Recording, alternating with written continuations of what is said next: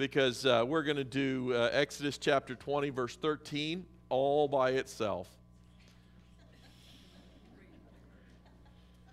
You shall not murder. Okay, so that brings up the whole question of all the different kinds of killing that go on.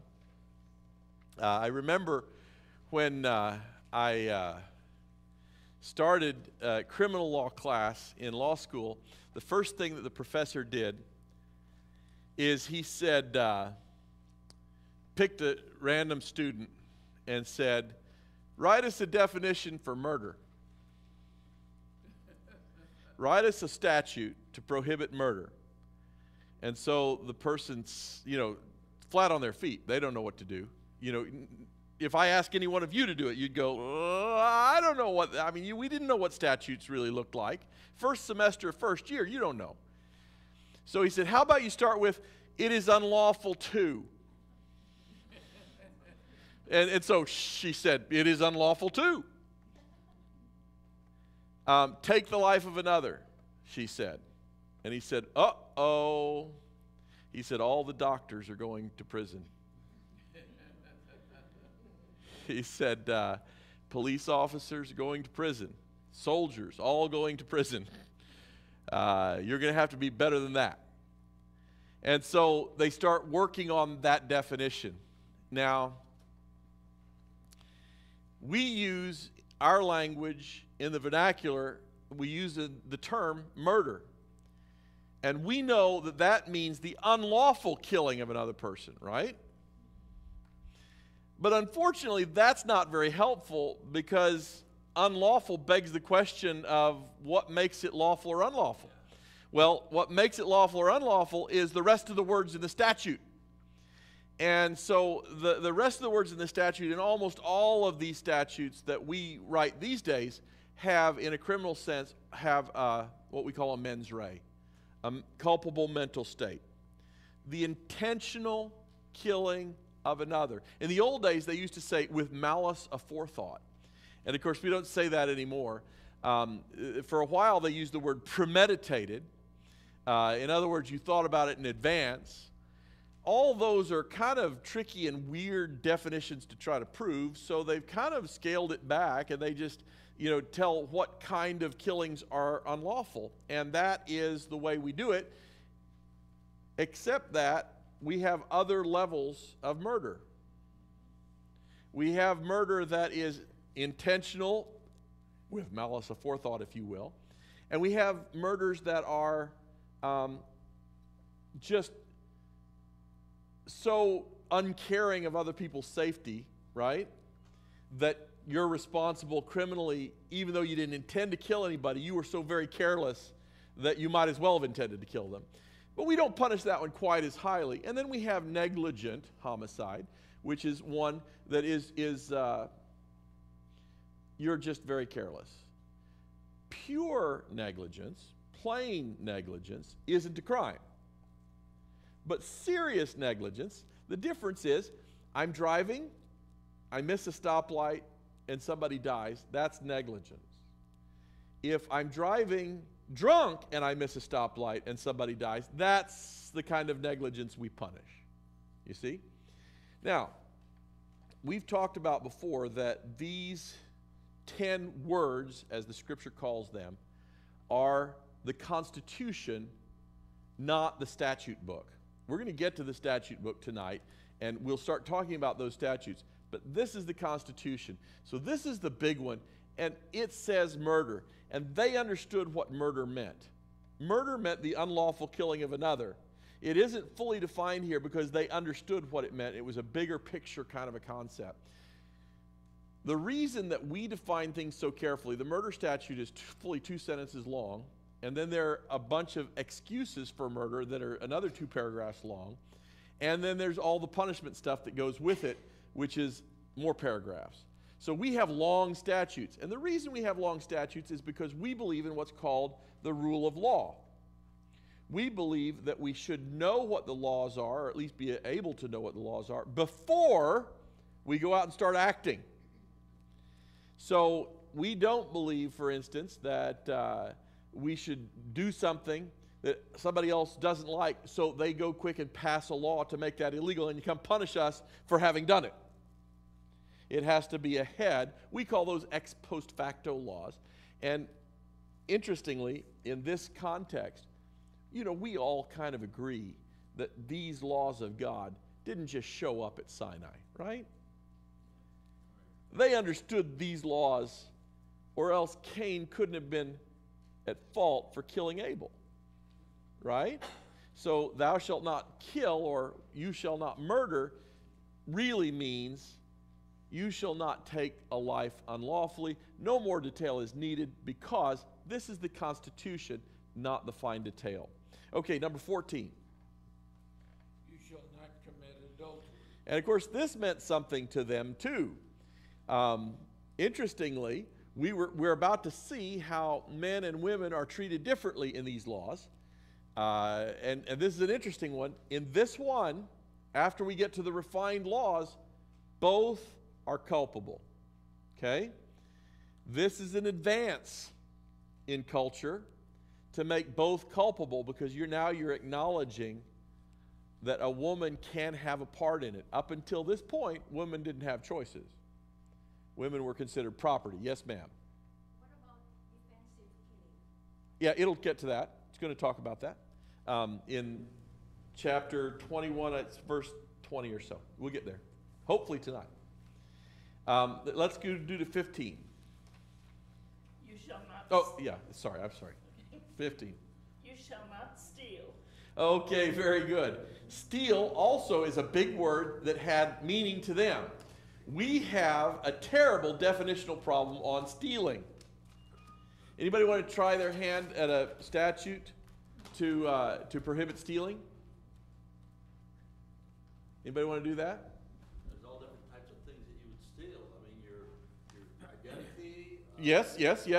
Okay, yes. So let's just do the simple one. Let's do the physical. Anybody want to do a physical one? Unlawful borrowing. Unlawful borrowing. I like that. Seriously, anybody want to try?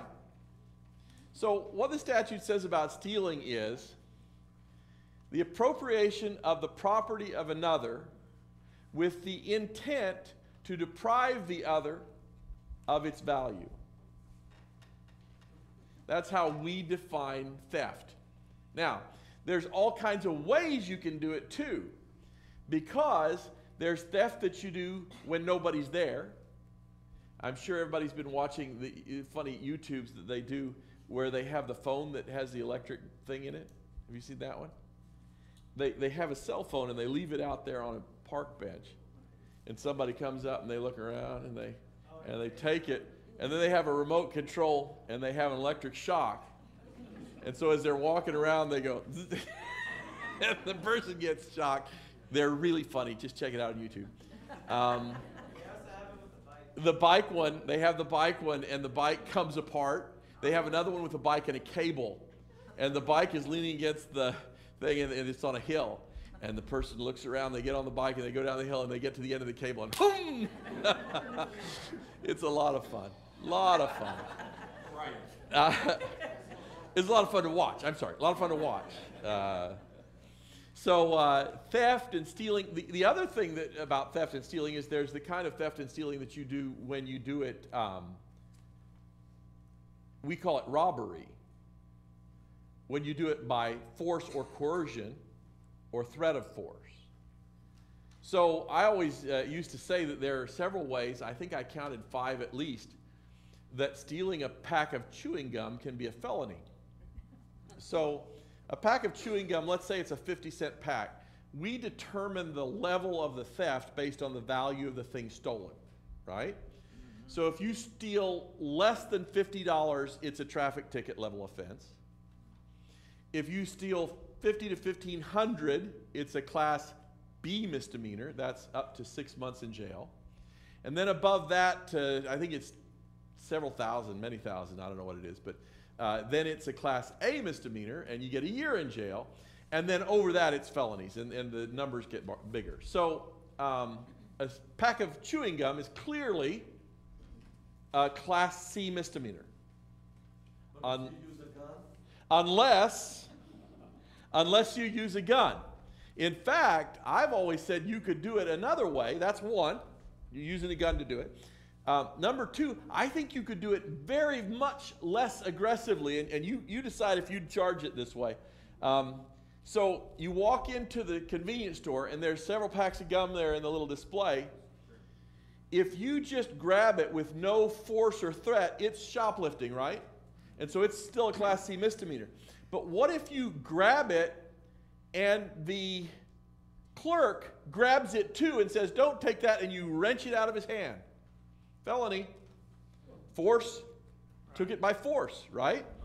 What if you stole it from the convenience store while the convenience store was closed? Burglary of a building. Okay, felony, right? I think we've got that down to state jail felony, but I'm not sure. Anyway, that seems like a higher level felony to me.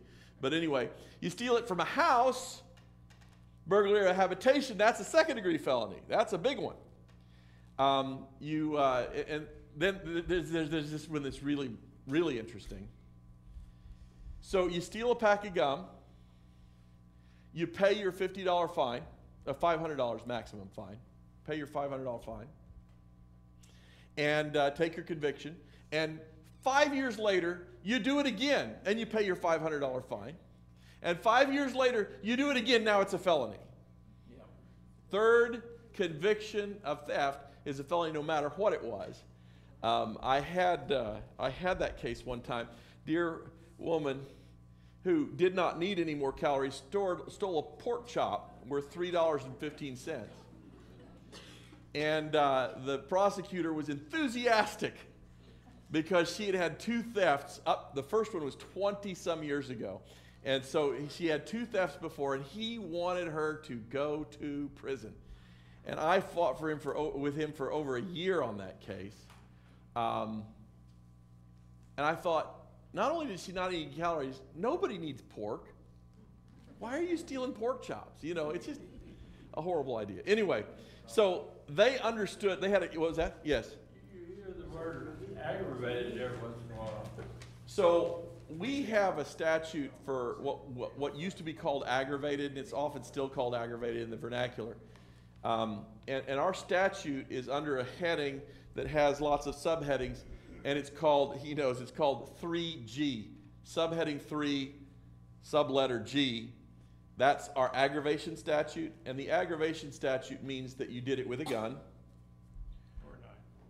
any deadly weapon, or that you did it in the commission of another felony, or. There are a number of things that can make it aggravated, and what aggravated means to us simply is that your punishment in prison, you don't get an opportunity for parole, not probation, but parole, until you've served fully half of your sentence with no deductions.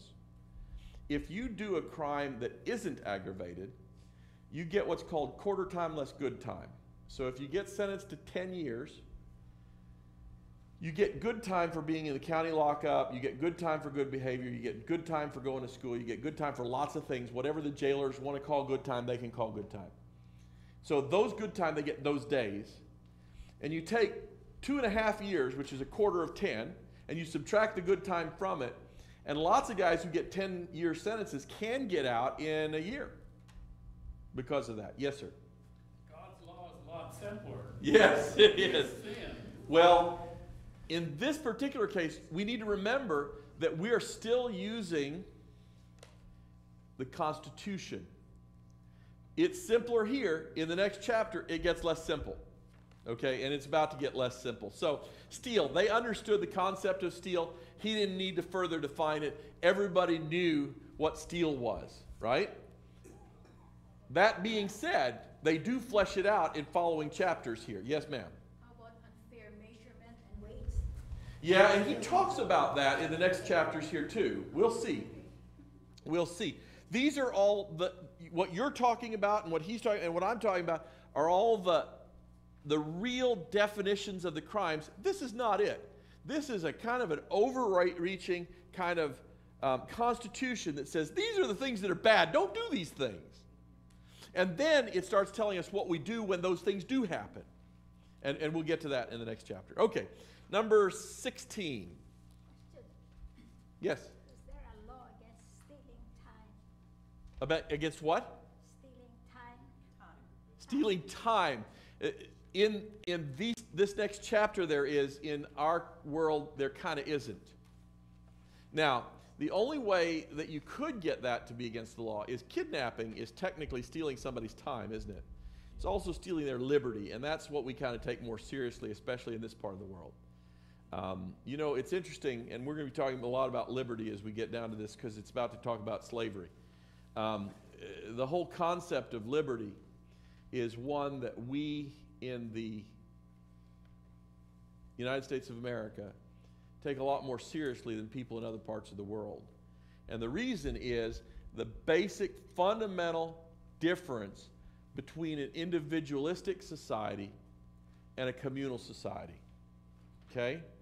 It is very, very different. If you believe that your country, your culture is going to last forever and you're just one piece of that culture that was going to come and go, your sense of necessity, rights, and liberty, and all the rest, justice for the individual, becomes much less important than if you believe that God created each individual to be an eternal friend of His,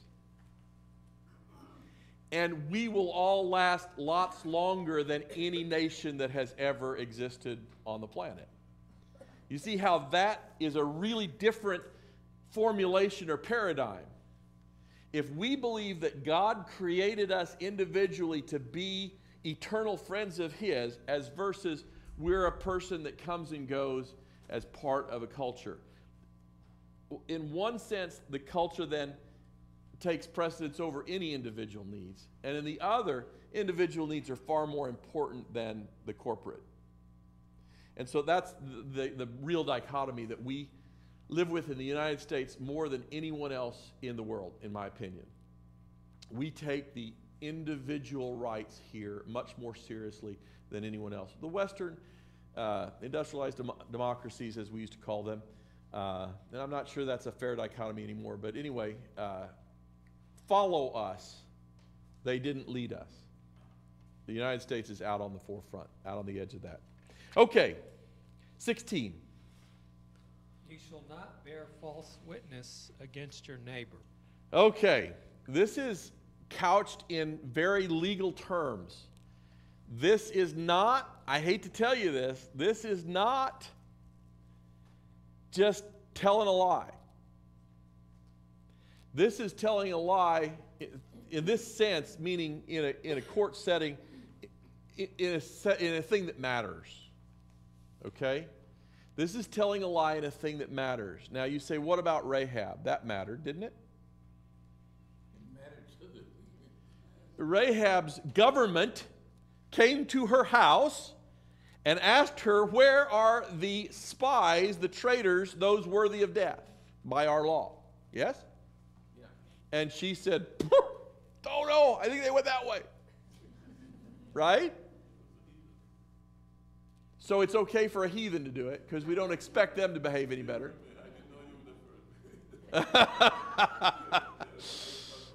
Yeah, we have microphones in here. We hear everything. So what does that mean to Rahab? What does it mean to a number of Bible characters who do well by lying? You were going to say? Almost. I thought you almost said something. No? Okay. Abraham lied a couple of times. Well, and he got in trouble for it too. So we can't use those examples. Those devolved into bad scenes, right? But Rahab, hers evolved into being in the lineage of Christ. Okay, so that's different. She gets rewarded for it. What's that? In spite of. You think in spite of or because of? How could she have done that job without lying? She couldn't have in the state she was in. No. Oh, because she was a heathen. I love that. She lived up to all she needed. Yes. Or what little she didn't know. I heard a guy say the other day, it is ridiculous of us to expect heathen politicians to live up to our Christian standards. Must have been a politician. No, it wasn't actually. It was a philosopher. And I thought, wow, that's very interesting. He's right. You know, when we elected Bill Clinton, he never said, I'm a choir boy and I won't molest your interns. He was exactly who we elected. And now history repeats itself. And we elected another not a choir boy. And we got exactly what we paid for.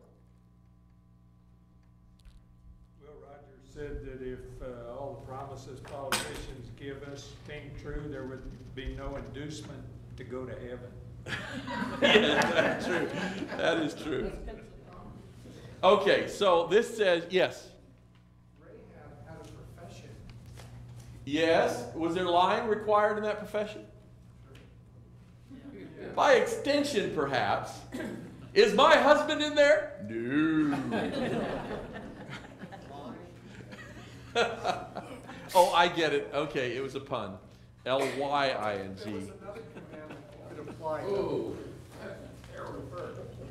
Yes, yes, it does, right there. And so, but you know, we want to sanitize that story, so I'll just sanitize it by saying she never plied her trade again as soon as she met the boys.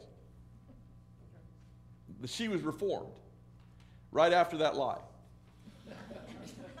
Didn't she marry one of them? Well, she had to, or she wouldn't have become in the lineage of Christ. Yes.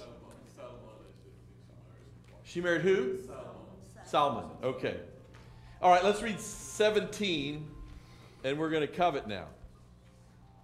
You shall not covet your neighbor's house. You shall not covet your neighbor's wife, nor his male servant, nor his female servant, nor his ox, nor his donkey, nor anything that is your neighbor's. Now, this one is a little weird.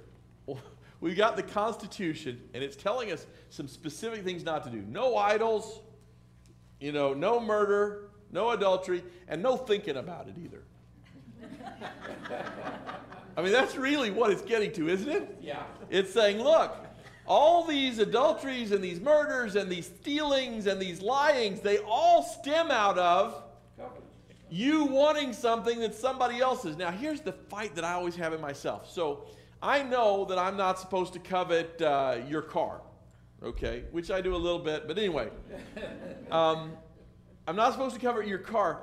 But what about the car down at the dealership? Can I covet that one? Because it's not like it's their thing. They want me to covet it, right? Yes.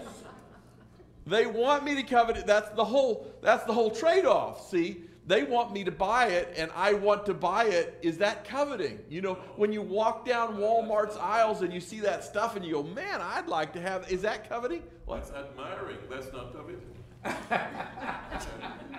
Admiring with an ambition to possess. That's coveting.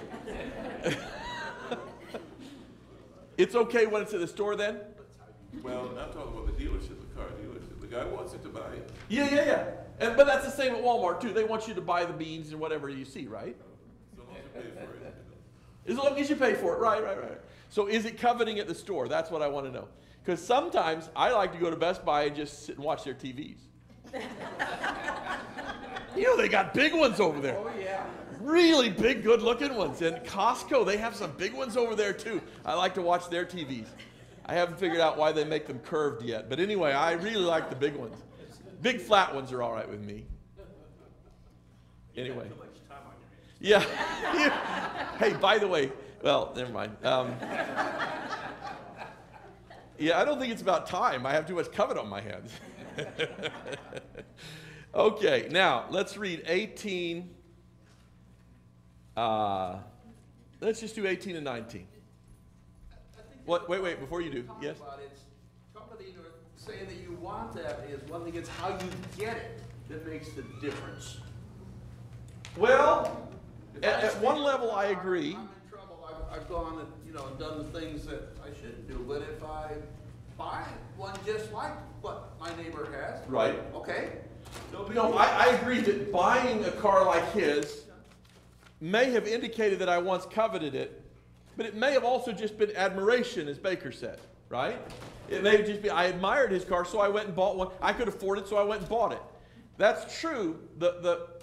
What the statute, and I think you know this, what the 10th word is saying is that if you let your desire for other people's stuff grow in you, next you're up against murder, adultery, stealing, and lying.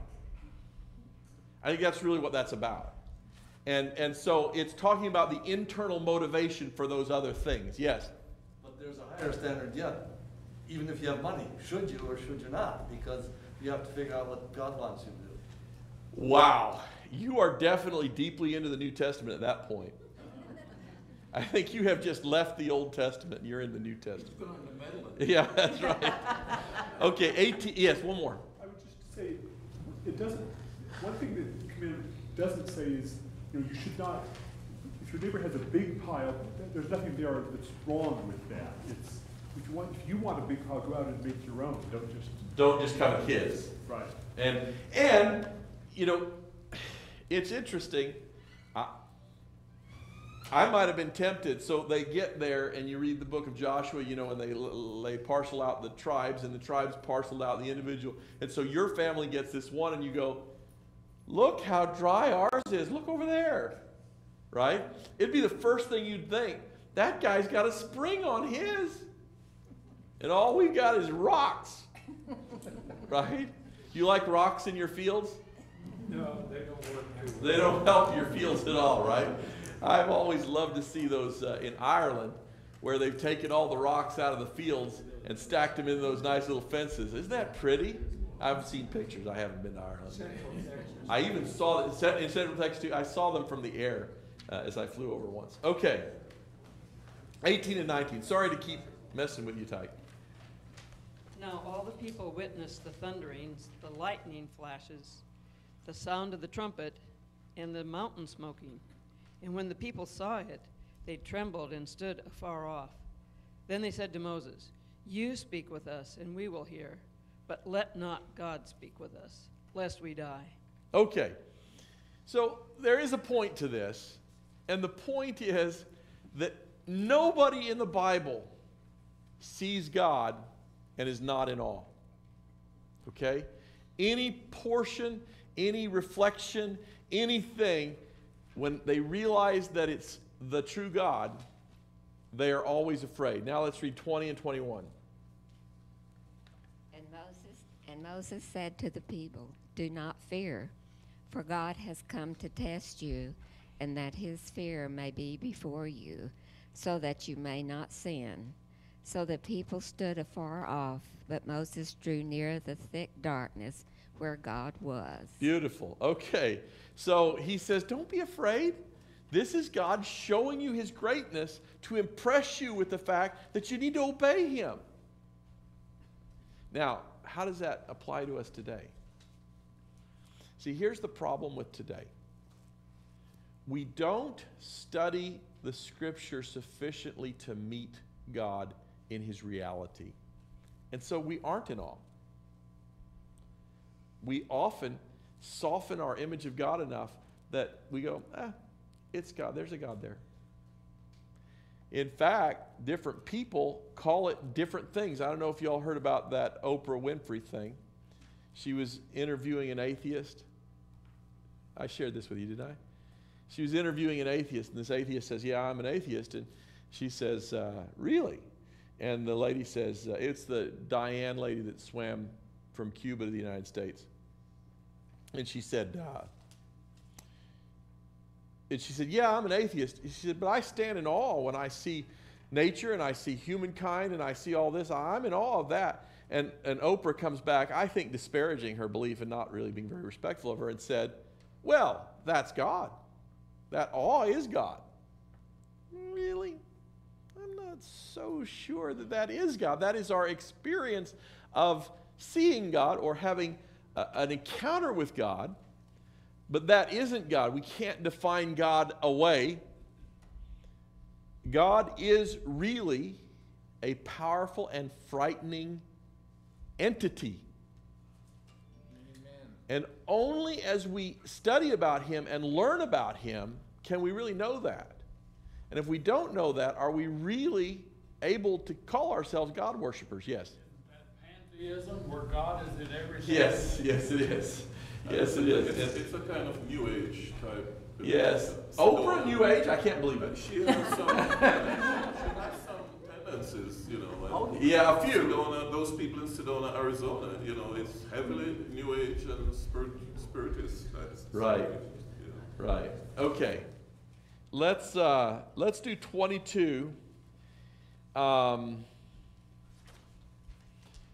the way down to the bottom of the page. 22 through 26. Then the Lord said to Moses, "Thus you shall say to the children of Israel, you have seen that I have talked with you from heaven. You shall not make anything to be with me, gods of silver or gods of gold, you shall not make for yourselves. An altar of earth you shall make for me, and you shall sacrifice on it your burnt offerings and your peace offerings, your sheep and your oxen. In every place where I record my name, I will come to you, and I will bless you. And if you make me an altar of stone, you shall not build it of hewn stone, for if you use your tool on it, you have profaned it. Nor shall you go up by steps to my altar, that your nakedness may not be exposed on it." Now we get to the confusing parts. Now, if you just read that in the absence of any scholarship, you go, wow, that is weird, right? So the first thing he says is, he says, you've seen me. Now, don't, and that verse 23 is a little hard, but don't mess with me. Don't trifle with me is what it really means. Don't make small of me by thinking that you can make images of me or anything else that like me. Don't even think about that. And of course, this echoes the commandment, right? And so it reaches right back to the commandment. And he says, don't do any of that. And then he says, make me an altar of earth. Why in the world does that make any sense or any difference? The altar of earth, the unhewn stones, and the no steps are the three things that he tells them to do about altars. This seems misplaced when you look at it, because he's now going to go into a whole bunch of statutes. And he says this as a kind of a bridge between all the people were afraid and here are a bunch of statutes. What's really important, in all likelihood, these three things, no stairs, no hewn stones, and dirt, are to distinguish their altars from the altars of the people living around them. It's very likely that the Canaanite altars and the altars of all these other worshipers had hewn stones, steps leading up to them, and they were never made of dirt, right? So God is instructing them, when you make an altar, don't make it look like theirs. We need your altar to be different from theirs. And they're going to need an altar because they're going to have sacrifices. Yes? Two things. One is he's saying there is a place where we can come together. Even Right. if you're running away from me in fright, we're going to have a place where we can meet. And that's probably an important reassurance and part of, you're still going to be able to worship me here. And the other thing that goes with it is, you worship me, not anyone else. You're not going to make me idols. You're not even going to make, A fancy altar. A fancy altar. Now, I've thought about that some. Out behind Barron Hall, have you noticed they have those stones set up with the names of the tribes on them, the names of the children of Israel on them? It's kind of an interesting deal. Are there exactly 12 stones? Because there's supposed to be 12 stones. There are 12 names, I think. But are there 12 stones? And they're chiseled, okay? I understand it's a symbolic artwork, but here's the real interesting question to me. These Hebrew people had seen the glories of Egypt. They had seen some amazing things. I'll bet you they could take 12 stones that they found and make a pretty impressive altar without cutting, right? And God had things, there were cultic things apparently about cutting stones. Y'all remember when they were building the temple, King Solomon's temple, what did he say?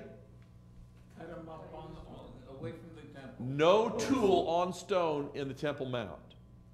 All the stones had to be pre-cut and pre-fitted at the quarry, and then brought up and just set quietly on one another so there was no sound of tool there. Fascinating. Really, to me, very fascinating. So there's a thing in their culture that we've lost. We don't understand what all that's about. But it was important to them, yes. And the other thing is, there's even a change in here. Building a dirt altar. But if you have to build it with stone, at least don't use any tools on it. Well, and it really changes more, because later they actually made altars with stairs. And they talked about it, and God gave them instructions on how to make it. But he also, you see that last line, I don't want you to expose yourself. And we'll talk about that in a second. But he told them when they made it that the priests had to wear petticoats so that the worshipers didn't look up their dresses as they were climbing the altar. Honest to goodness, you'll see it when we get there, if we get there, okay? So that was important. Then he says that your nakedness may not be exposed on it. Well, what's the worry about that? I mean, who really wants to see the priest's nakedness anyway? And the answer is, once again, every pagan culture, the worship always devolves into a fertility sex ritual. Always. It never fails. So as soon as they set up a god, then they set up female deities, and the female deity is always about fertility, and then they have cult prostitutes always. So every one of these people, when Paul comes, Paul in Corinth, he's right there in the midst of the celebrated cult prostitutes. So all of these cultures do this. And I think this is an extra safeguard against that. Nobody needs to be seeing anybody's privates here. This is a special, sacred place, and this is not a place for any of that monkey business that you see the Canaanites doing. Yes, sir? But didn't the priests wear long coats or dresses, like right down to the ankles? They did, but still, if you're walking upstairs, you know, we had that same discussion here. Those of you who have been attending the Keene Church know that we have a space that used to be a water feature over there. Is anybody here been here long enough to remember when there was actually water in that? What we now call the gathering place was what, 4 feet deep, roughly? You think it was less than that? You could put 18 inches of water in there. And it used to be a water feature. I'm told that what happened was that the water gassed off so much vapor that all the metal in the building started rusting. And they said, we can't have any of that. So they got rid of the water and put rocks in there, pebbles. And then later put a gazebo in there, right? And so if you'll notice, we've got those 1970s open stairs that you can see through. And then the railings all the way around the top that you can look over the middle space that used to be the water feature and now is all carpeted in. When they were carpeting it in, there was a lot of discussion about looking up people's dresses because we were going to be standing in places we hadn't heretofore stood. And so if the girls were standing up on that rail and you walked up into the place that's now paved that used to be a hole in the ground, you could look up those girls' skirts. And so they were talking about covering over the railing with some opaque material so that you couldn't look up the girls' skirts. And I pointed out, have you ever noticed that these stairs, you can see right through them? And every girl that goes upstairs has to walk up the stairs. You can hide right underneath the stairs if you want. Pervert. Anyway, so we just decided to let the girls be responsible for their own skirts and just go with it. So, okay, so I think it was a reaction to the Canaanite and the other surrounding tribes' worships because they all got naked in worship. That was something that just always happened. And he's saying, none of that. We're not going to have any nakedness here. You guys wear your robes like I tell you to, and you'll worship me in spirit and in truth. So let's go on to 21. And we're going to just read, let's do 21. Should we go all the way to 6? Should we go halfway? 6. Okay, let's go all the way to 6 then. Now these are the judgments which you shall set before them. If you buy a Hebrew servant, he shall serve 6 years, and in the 7th he shall go out free and pay nothing. If he comes in by himself, he shall go out by himself. If he comes in married, then his wife shall go out with him. If his master has given him a wife, and she has borne him sons or daughters, the wife and her children shall be her master's, and he shall go out by himself. But if the servant plainly says, I love my master, my wife, and my children, I will not go out free, then his master shall bring him to the judges. He shall also bring him to the door, or to the doorpost, and his master shall pierce his ear with an awl, and he shall serve him forever. Okay, so first important thing is, now these are the judgments. That word is an odd one, but just know that it's a different word from these are the 10 words which God gave to Moses. So the Decalogue, the 10 Commandments, were called words, and these are called statutes. They're clearly called something different. They are not of the same type, okay? And so we know which ones are eternal and which ones are temporal. Now, a lot of people will want to be tempted to say some are spiritual and some are secular. Just know that the Hebrew mind of this era had no concept of secular. Everything was religious. Okay? There is no secular religious dichotomy like the one we live with in the 21st century. Just didn't exist for them. Keep in your mind, and you'll have to fight it every time you think about, oh, that's just a civil law. Not for them. Okay? It is for us because we have a real clear dichotomy. They did not have that dichotomy. Everything was the same. Your life and everything you did was related to God. Now, you decide. Is that better?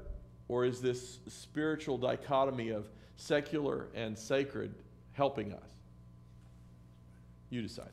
Okay, then it goes on, and we start off into this really, really hard piece about slavery. And not just slavery, but slavery of their relatives. And God is not condemning it. Why is this? Any thoughts?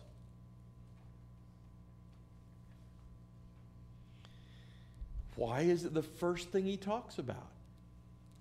That one's an easier question. It's the first thing he talks about because it's exactly where they've just come from. These people are less than 3 months from having been slaves. Okay? And they have just gotten their freedom. And he says, listen, if you have slaves, we're not going to do like they did to you in Egypt. It's going to be different. Now, why do you have to have slaves? The answer is this: they didn't have bankruptcy.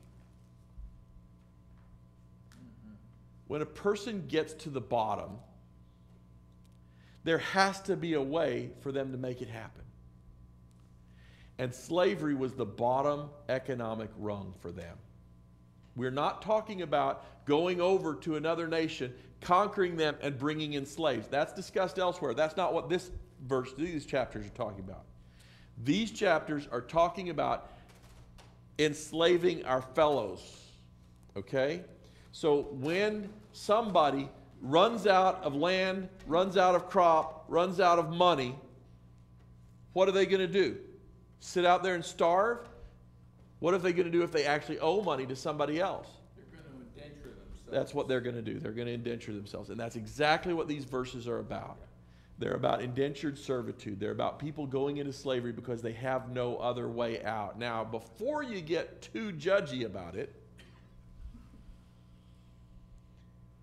how many of you are close enough in contact with the real world to recognize that many of the people in our society are slaves to the banks that they borrowed from?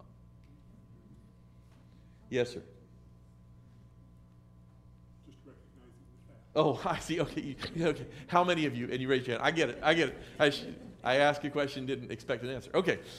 Good. Good. I get it. Yes. So there's a whole lot of people who have credit card debt, who have children to feed, who have car payments to make, who are essentially indentured to the bank. And now that we have bankruptcy, the only thing between the two is their moral repugnance or their stigma associated with bankruptcy. Yes? I am going to point out that this set of verses is the reason why we turned U.S. bankruptcy laws in 7 years. Is that right? Very, very good. So, he's saying you can have a slave, but slaves are not permanent unless there's a special deal here. Now, where is this doorpost? Where is this door? Is it at your house? Very likely it was intended to be the one at the temple.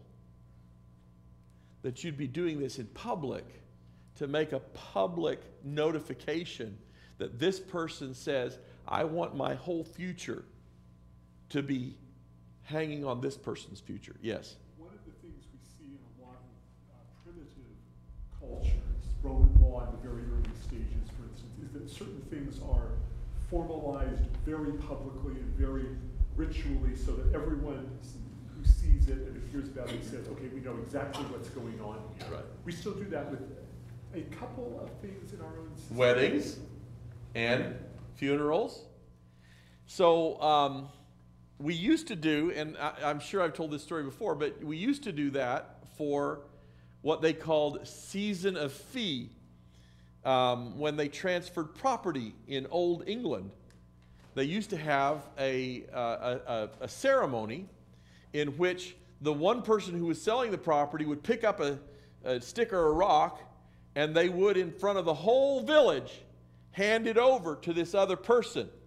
And at that time, all the parents would beat their children.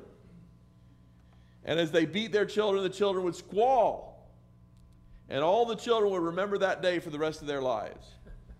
And they would remember that this person transferred that property to that person on that day because I remember, because I was beaten watching it. And that, for an illiterate society, is a way for preserving memories. Same is true of weddings. Same is true of all these kind of gatherings that we do. They're really, really important. And in the old days, court cases were held right at the city gate. So everybody could watch. And everybody would know what the ruling was. So, this does not prohibit slavery, but we need to recognize that it is not talking about the kind of slavery that was practiced in the United States of America, where you go kidnap people and you hold them in bonds and never let them get out. This is a whole different thing. This is a thing where people run out of money. They have to do something, so they sell themselves for some period of 7 years. And at the end of 7 years, they're free. Okay? And then there's all this stuff about what happens if they get the wife and the kids and all that while they're there. Very interesting stuff. These are the statutes. Now, this is really important. Do these statutes cover every eventuality? No. So, as I read through this, having read a lot of laws in my career, as I read through these are clearly model statutes. These are not designed to be a codex. So half the world, most of the world, anything that wasn't a British colony, operates under what we know as the Napoleonic Code. The idea of the Napoleonic Code is to write a law so specific that it covers every eventuality. Good luck. Of course, good luck. It's not realistic, but they cover a lot of them, and then they have these little panels of judges here and there that make the determination and move on down the road. The other rest of the world, all of the Commonwealth countries in the United States, except for, well, Louisiana. Where's Alice? Alice, man, what's the deal? You got the weird law system over there. Except for Louisiana, that has a form of Napoleonic Code. The operates on this model. This model is you have a general law, but it's not going to cover every eventuality. So what happens then is the judges take that And as they decide, based on this common law approach that the Lord has given them, then they write their opinions out. And they say, in this situation, it wasn't exactly the wife and kids that he got. It was just the wife and a bunch of cattle that he got, and he decided to stay, and we write that. And then the next judge that comes along gets to read that and go, oh, I see. So he applied that this way. That's a good idea. I'll do that too. And we call that the common law system, in which we follow what prior judges have ruled on that. And that way we have some level of certainty down to a much finer level. Now, let me tell you what the problem with that system is. It's a lot of paper. When, they start, they report these cases in books called the Southwestern Reporter, and it's like 5 states or something. Sort of like the Union, but I think we got Missouri in there for some reason. And so we have the Southwestern Reporter. And when I started practicing law, we were in the Southwestern second series. So they went from volume 1 to volume 999, and then they went Southwest second, volume 1 to whatever. And we were in second. We're now deep into third. So we're working up to 300 volumes of these court cases. And they're filed in there chronologically. So it is perfectly impossible to figure out what any of them say without expensive books that tease out the issues from these cases into these expensive books. And when I started practicing law, a law library was easily $20,000 to $50,000. Now, for a little bit every month, you get it all online. Yes. And you can search it like that.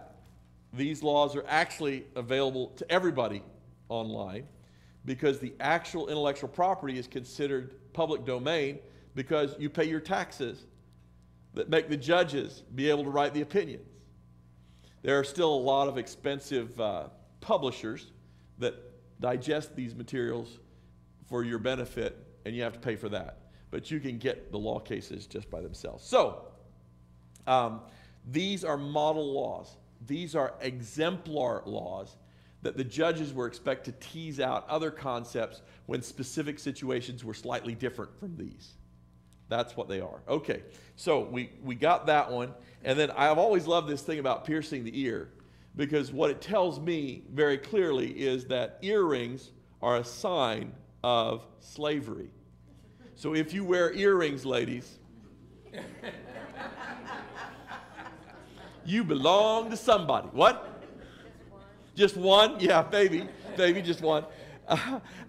We were reading Treasure Island to Lily the other night, and I was fascinated by that whole earring thing. All the pirates have one earring. Turns out, and I don't know if this source is one to be believed, but this source said that the earring that a pirate wore, that a sailor wore, was enough gold to pay for his coffin. Yes. And that's why they wore the earring. And then it also said about the eye patches, that oftentimes they weren't blind in one eye. They wore the eye patch to preserve night vision in one eye, so that at the daytime, standing there in the sun, their eyes wouldn't, that it would take hours for them to open back up. And so at night, they'd flip that up and be able to read their chart by starlight. So fascinating. Whether those are true or not, I don't know, but I read those. Okay. Let's read 7 through 11. And if a man sells his daughter to be a female slave, she shall not go out as the male slaves do. If she does not please her master, he who has betrothed her to himself, then he shall let her be redeemed. He shall have no right to sell her to a foreign people, since he has dealt deceitfully with her. And if he has betrothed her to his son, he shall deal with her according to the custom of daughters. If he takes another wife, he shall not diminish her food, her clothing, and her marriage rights. And if he does not do these 3 for her, then she shall go out free without paying money. Okay, this is ugly. I'm telling you right now, this is ugly. This clearly says that an Israelite father could sell his daughter to pay his debts. Now, you say, that's horrible, and you're right. It is, however, not as horrible as you might think, because the line between selling your daughter and receiving a dowry for her is indistinguishable. Okay? And we did that dowry thing right up until, well, some parts of the world today, right? So we still sell women today in many parts of the world. You can be glad that you live in a country where we at least say that we disapprove of that. Whether we do that sometimes as a practical matter, I think sometimes we skirt the issues there. But all that being said, it has some really important rules. It says you don't take a woman for 7 years and then just turn her out and say, have a nice life. That would have been clearly a road to human trafficking, as we call it today, for her. So it says you can't do that. If you have a female slave after 7 years, you got to give her back to the family, is what it says. And if you give a female slave to your daughter, to your son, then you need to stop treating her as a slave. You treat her as a daughter. That's exactly what it says right there. And then he goes on to say, and if you want to have multiple wives, which again, I'll tell you, I've never seen a story in the Bible about that worked out well.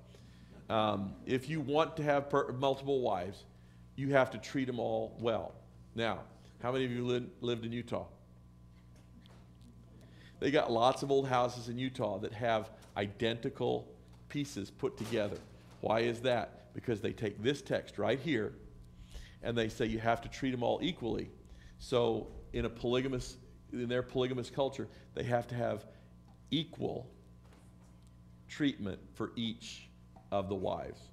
You can't impoverish one while you treat another one great.